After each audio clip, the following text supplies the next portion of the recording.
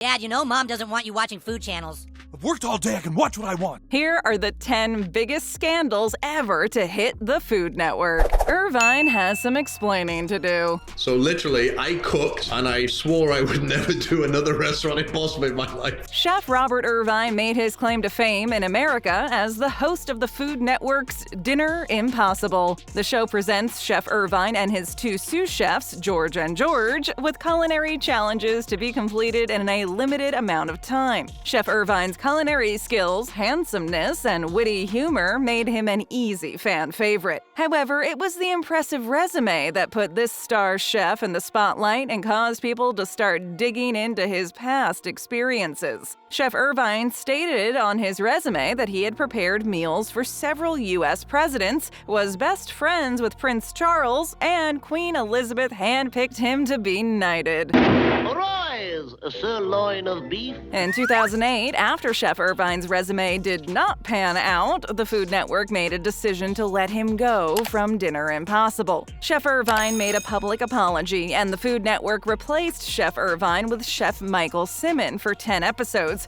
knowing they would bring Irvine back once the smoke settled. The continued success of Dinner Impossible led to the creation of Restaurant Impossible, in which Chef Irvine helps failing restaurants get back on their feet. Now, 10 years after the last episode of Dinner Impossible, you will find the chef on The Robert Irvine Show. Ina Garten denies the Make-A-Wish Foundation twice. Access denied.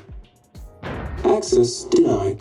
Watch any episode of Barefoot Contessa on the Food Network, and you will see Chef Garten as someone who is very sweet, kind, and warm. The complete opposite disposition of someone who would deny a request from the Make-A-Wish Foundation. Yet, back in 2011, it was reported she had denied a request not once, but twice by the Make-A-Wish Foundation to meet with a terminally ill child. Enzo Pereira became a huge fan of Chef Garten while watching her episodes on the Food Network when going through his treatments for leukemia. The first request on behalf of Enzo to meet with Chef Garten happened in 2010, and her reps initially responded with a soft no to the Make-A-Wish Foundation. Oh, come on, donkey, look at him! When a second request the following year was also denied, Enzo's mother wrote all about her terminally ill son and how heartbroken he was that the Food Network star chef had refused to meet with him once again. Chef Garten publicly stated it was not a personal choice to deny Enzo his request to meet with her. She stated it was her reps that made the decision based on her already full plate. Although Chef Garten has stated she does not have the availability to accept every request from the Make-A-Wish Foundation, it appeared she was not even aware of Enzo's situation or the denied requests. Mario Batali caught with his hands in the cookie jar. Man, that smells good. Okay, fine, but we gotta do this quick, right here against the wall. Chef Mario Batali was one of the chefs on Iron Chef on the Food Network. In 2010, it was brought to light that some of Chef Batali's business practices were less than savory. A class action lawsuit was filed against him on behalf of some of his employees. The suit represented 117 people who worked for Chef Batali at his restaurants. According to the lawsuit, Chef Batali illegally handled tips, keeping 4 to 5% of the money that should have gone to his serving staff. The case dragged on for years until Chef Batali agreed to settle in 2012, agreeing to pay $5.25 million to not just the employees named on the lawsuit, but to any of the employees who lost tips as a result of Chef Batali's hand in the cookie jar. To make things worse for Chef Batali, in 2017, he was accused of sexual assault. 4 women stated Chef Batali had inappropriately touched them.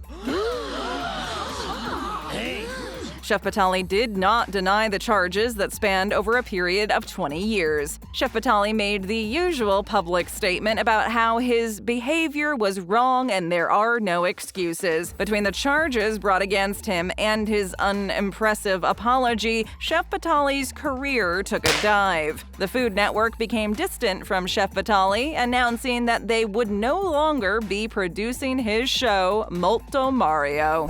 And Burrell discriminates against her employees. Your hair looks stupid. Chef Anne Burrell, with her trademark spiky blonde hair and outgoing personality, has worked at some of the top restaurants in New York. Chef Burrell makes easy-to-master meals for the at-home cook on the Food Network Secrets of a Restaurant Chef. Chef Burrell also starred in Chef Wanted and Worst Cooks in America. She published her first cookbook, Cook Like a Rock Star, which earned a place on the New York Times bestseller list in 2013. With her passion for food and rock star personality, it was an easy fit for Chef Burrell to have worked on Iron Chef America as a sous chef to Chef Mario Batali. I'm not a bad guy. In 2009, Chef Burrell was sued for discriminating against female employees. According to the lawsuit, Chef Burrell was accused of calling the plaintiffs, who were all women, a string of derogatory and often sexually degrading names. She also reportedly made remarks about their cleavage and is said to have openly commented on their sex lives. The lawsuit also alleges that only female staff were treated in this manner. When they complained, Chef Burrell had them fired. Although a settlement was reached in that case, Chef Burrell has not commented on the validity of the accusations. Giada de Laurentiis bites off more than she can chew. First thing out of people's mouth is, how do you stay like that and eat all that pasta? I'm like, I don't eat all the pasta. Chef de Laurentiis was the host of the Food Network's Giada at Home. On her show, Chef de Laurentiis shares her love for entertaining California style, whether she is at home or on the beach. Chef de Laurentiis seems to not only take her culinary skills seriously, but her size 2 waist. This is where the chef was caught up in the drama that made fans shake their heads at her style and body-shaming ways. While Chef de Laurentiis is known for portion control, she apparently is not one to eat her own cooking. Chef de Laurentiis uses a stunt double for close-up teeth shots and has the camera pan back to an empty fork. What did you say?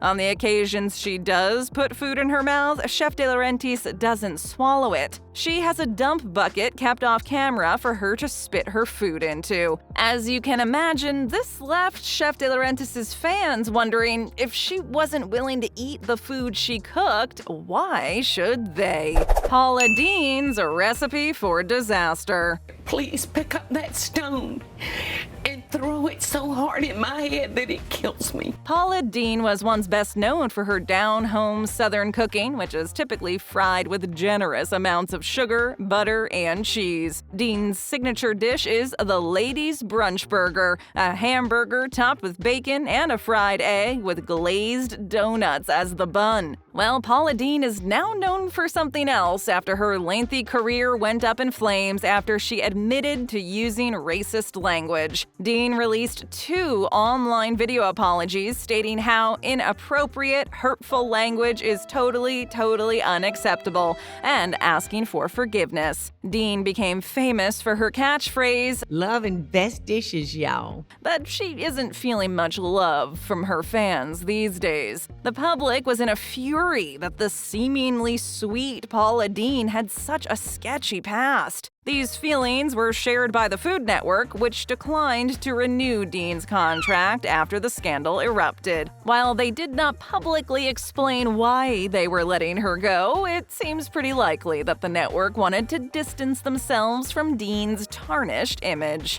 Bobby Flay storms off in Iron Chef. You're pretentious. This club sucks. I've got beef. Let's do it. Bobby Flay is an American celebrity chef, restaurateur, and reality TV personality. Chef Flay is the owner and executive chef of several restaurants and franchises, such as Bobby's Burger Palace and the Mega Grill. Chef Flay has worked with the Food Network since 1995. Flay has also won 4 Daytime Emmy Awards and has a star on the Hollywood Walk of Fame. In 2017, something shocking happened on Iron Chef Showdown when the Food Network star yanked off his apron in mid-competition, revealing a shirt that said, "This is my last Iron Chef battle ever." Apparently, no one knew he was going to do this, and the shirt made it impossible to edit out of the episode. Chef Flay responded, "I quit!" that was the point. The Food Network did not approve of the way he handled his resignation. Now you can find Chef Flay on the show Beat Bobby Flay. The show has two talented chefs go head-to-head against each other, and the winner gets to go against Bobby Flay. The winning chef gets to challenge Bobby with his or her surprise signature dish. If Chef Flay goes down, the winner can tell the world, "I beat Bobby Flay." Patrick and Gina Neely pretended to be happily ever after. He felt like we didn't spend enough time together. I felt like we did, and we need a little space. Patrick and Gina Neely were the hosts and stars of Down Home with the Neelys, a show that ran for 11 seasons on the Food Network. Pat and Gina seemed like the perfect couple, living and working and cooking side by side. But then, all of a sudden, game over, marriage over, and show over. It took several years before the truth would come out. Gina revealed that her 20-year marriage had grown stale and that she'd actually planned to leave Patrick before they were offered the TV show. Gina, a former bank manager, never wanted to become a TV personality, and the pressure this put on her family, not to mention having to fake a happy relationship when she was just no longer feeling it, finally caused her to crack. In 2014, she grabbed her bags and headed out the door. What's happened's happened. And after that, only her lawyers did the talking with Patrick. While the divorce was rough on Patrick at first, he's since rebounded with a new wife and kids. Gina, the reluctant TV star, has gone a different route, appearing in a reality dating show on the Bravo network called To Rome for Love. Rachael Ray sells Tainted dog food. Who's hungry? Rachael Ray hosts the Food Network show 30-Minute Meals. She's gone beyond celebrity chef to one-woman powerhouse, TV host, author, entrepreneur, and champion of all animals in need. In fact, she's so into dogs that she created a very special food with her own beloved pooch in mind, a portion of the profits from which are donated to her own Rachael Ray Foundation to help animals in need. I've got a little snack for you. Well, what about animals who have become ill from ingesting suspicious chemicals? Chemicals perhaps found among the natural ingredients in Ray's Nutrish line of pet foods? A $5 million lawsuit filed in 2018 alleges that Nutrish foods contain glyphosate, an herbicide used to make weed killers such as Roundup. Rachael herself was not named in the lawsuit and claimed to be feeding Nutrish to her own dog despite the controversy. PetSmart, one of the brand's biggest retailers, didn't drop Rachael or her product line, but did issue a statement that it would be closely monitoring the situation. The lawsuit was eventually dismissed, but this most recent issue, on top of other earlier complaints, indicate that she might not be such an animal nutrition guru after all. Guy Fieri's non-PC remarks. He is, like Paula Deen, a huge star. Guy Fieri is known for his wild hairstyles, fancy cars, and cool presence in the public eye. Chef Fieri came under scrutiny in 2011 when some of his offensive remarks were revealed to the press. According to David Page, creator and former producer of Diners, Drive-Ins, and Dives, Fieri's charm wins over audiences, but his off-camera demeanor isn't as sparkling. Chef Fieri also revealed his distaste for the LGBT community.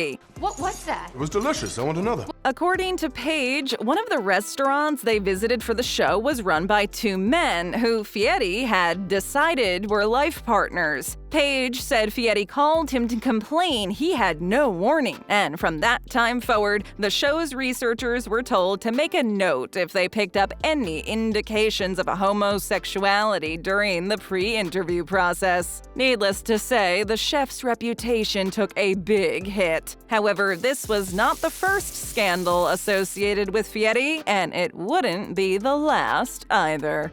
Stick around, leave us a comment, hit that subscribe button, and tap or click on another great video.